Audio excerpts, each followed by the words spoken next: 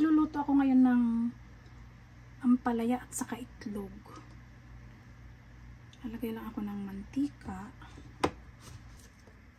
sibuyas.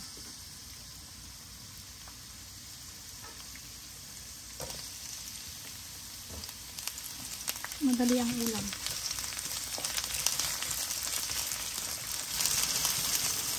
Pag medyo transparent na yung sibuyas, lalagay ko na yung ampalaya.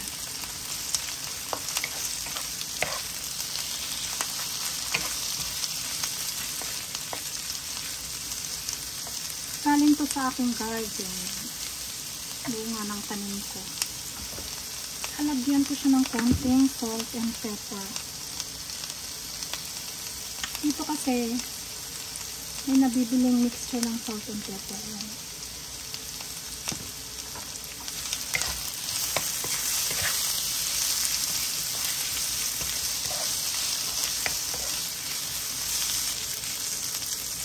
Kapag luto na yung ampalaya, saka ko ilalagay itong bali 7 egg whites saka 3 egg yolk.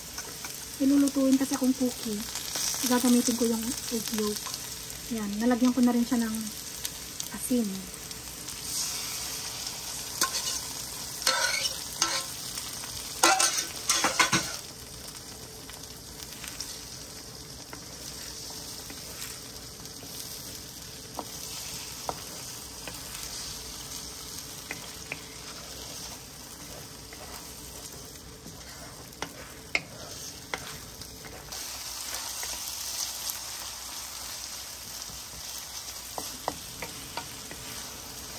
Kailangan yung ampalaya niya, lutong-luto siya para hindi masyadong mapait.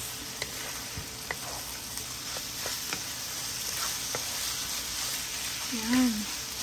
Ready na ang ating ginisang ampalaya at itlog.